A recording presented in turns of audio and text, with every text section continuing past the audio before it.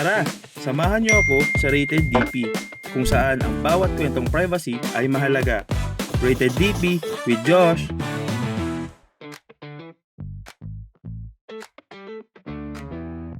Welcome to Rated DP.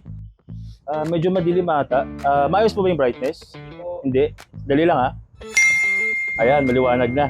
Welcome to Rated DP, kung saan ang bawat kwentong privacy ay mahalaga. Nandito po tayo ngayon sa Meralco Ortigas Compound upang bisitahin ang Data Protection Office ng Meralco. Tara, samahan niyo kami.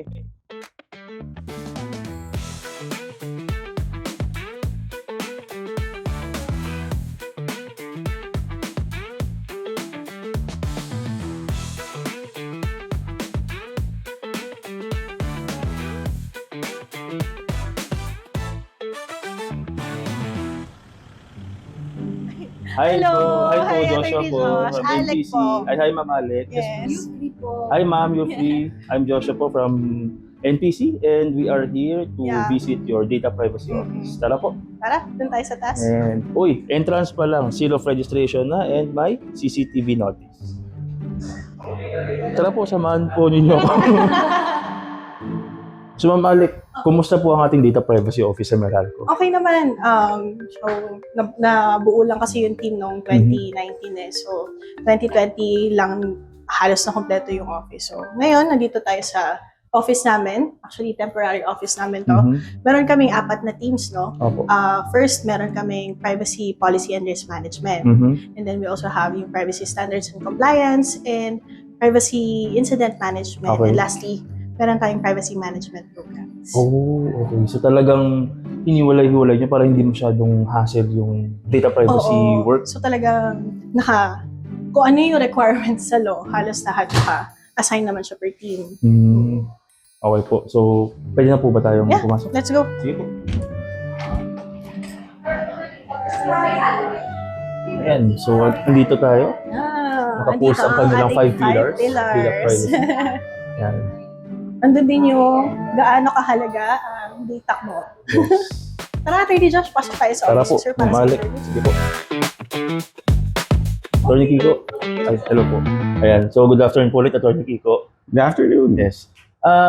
Di ba bago po kayo nagpunta ng Meralco, you were formerly an official of the National Privacy Commission. Paano po kayo nakarating from NPC to Meralco? Well, I was thinking before na sa lahat ng mga nakikita ko, I wanted to show to people that I thought I'd make a bigger impact outside than inside. May advantage po ba yung pagiging chief nyo before sa NPC and sa Meralco now? In terms of, I had better insight into Opo. data privacy. I didn't have to get certifications to prove my knowledge.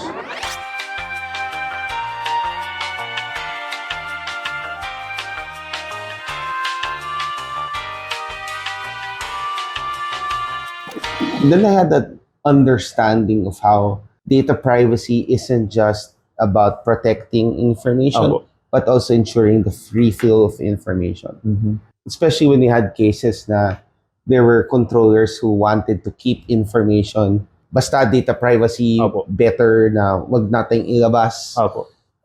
because baka maano tayo. For me, it was, if you don't release information that should be out there, or if you have information that people ought to have, but you're withholding or you're restricting that, that's equally bad. Opo. But you can only do so much from the enforcement perspective and from the DSTST perspective. Iba yung you go out there and you show how it's done. So that was my motivation. So, since we're talking about Meralco, we know naman na super laki ng company, di ba? How do you implement properly yung privacy management programs ninyo, especially na sobrang dami yung business centers around Metro Manila, meron din sa provinces sa Region 4. So, paano nyo po sila na maintain yung mga privacy management programs po ninyo? Well, we're lucky here in Meralco that we have a very compliant culture. We have very, because Meralco is highly regulated. There's this idea that if there's something that's a regulatory issuance or it causes problems with any of our regulators, we move quickly and efficiently to comply with whatever it is, especially with our business centers. Opo. That's where we started our compliance journey, and that's where our main focus is, because for us, compliance is just an extension of our core value of Mhm. Malasakit. I'm lucky that I'm working with people who understand, Yes. and there's tone from the top, and there's very consistent culture Opo. when it comes to applying data privacy. Hmm. So, Attorney Kiko, very evident naman yung pagiging efficient DPO ninyo through these awards, di ba po? So, Mm. can you walk us through kung paano nangyaring nanalo kayo ng award and naging finalist din po kayo ng Privacy Initiative of the Year Award? Okay, so I think it's the same program. What we did is we automated our threshold analysis Opo. for privacy impact assessments, and then building on their already existing frameworks Mhm. for privacy impact assessments, we added the threshold analysis system. Okay. And then on top of that, we have a contracts handling evaluation questionnaire or check. Mhm. Actually, maraming anak na tong ano na to eh. The philosophies that motivate that check are in the people who've graduated Opo. from our program here in Meralco. Yes. So, and where they've taken on their work here and expanded it, and we're really Okay. happy that they're able to spread the gospel of data privacy and Mhm. bring that out. But the idea is, there's some things in data privacy that you can automate, Mhm. and it doesn't have to be some expensive off-the-shelf product that some other one is using. Opo. You have to be able to learn how to do things on the fundamental level, Yes. and then from there you automate. That digital transformation is really dependent on the culture that you have inside. Mhm. So what was the existing culture for data privacy here? How did we build upon that? Regularly ask questions that you Yes. would ask anyway. Opo. We automated that. And then from there, even the threshold analysis is automated. So there's a certain number of points. If you hit those points, Mhm. then you become automatically forced to undergo privacy impact assessment. Mhm.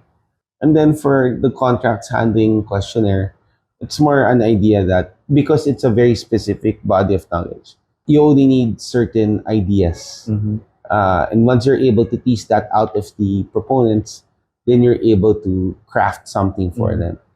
Because of these systems, we're able to handle like a significant number of items in a month, more than say a dedicated law firm or dedicated counsels Mhm. for it. And then to make sure that we don't, we really practice man in the middle, man in the loop. So because there's always a person in the loop there checking the results of Mhm. whatever software we deploy, we ensure that we spend more time focusing on the stuff that matters. Mhm. A lot of the time, we spend more time now actually explaining what artificial intelligence is, Opo. what the impacts of having this explosion in machine learning and big Mhm. data, not just inside Meralco, but to all the other stakeholders, even in the utility sector. Being an officer of the Executive Data Privacy Council, di ba po? And you are also heading the utilities sector. How supportive is your management sa mga privacy advocacies ninyo? No, they're very supportive. And because it's more of, we do have this culture of malasakit, a safer computing environment where everyone is compliant with data Mhm. privacy benefits everyone, including Meralco. If we're able to advocate for better data privacy practices, better data security, Mhm. better data protection, that's all, they all add up. We're able to set the standard, Mhm. instead of chasing after what the edge is when it comes to data privacy, data protection. We're asking the questions that people are going to ask in the Opo. future. And so that, I guess that puts us in also in a position of leadership where, it's an obligation to share what we've learned through our journey, Mhm. but at the same time, point the direction in which big questions that are more evolving in data privacy Yes, sir. are coming. Sir, last question. Um, what data privacy advice can you give to the companies under the utility sector on how can they protect the personal data of their respective data subjects? And it's not hard. No, we've been saying this even when I was in the commission. The first step is you have to want to do it. Mm-hmm.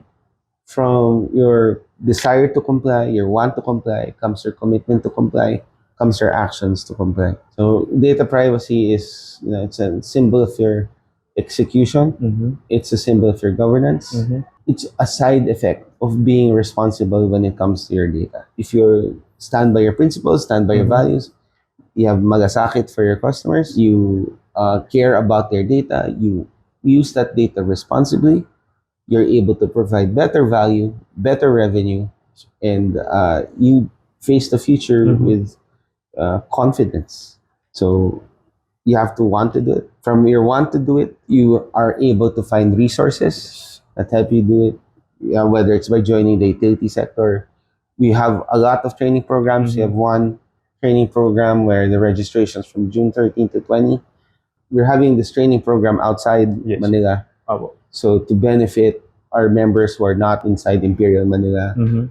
who, where they are ahead of uh, the public that's becoming more and more aware. Inside Manila, we're finding that people are very sensitive already about data Mhm. privacy, and that's a good thing.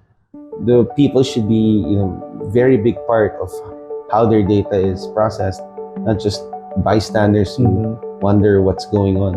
And so if you're able to bring that out, and we're able to show people how to harness data, that just works for everyone else. Mhm.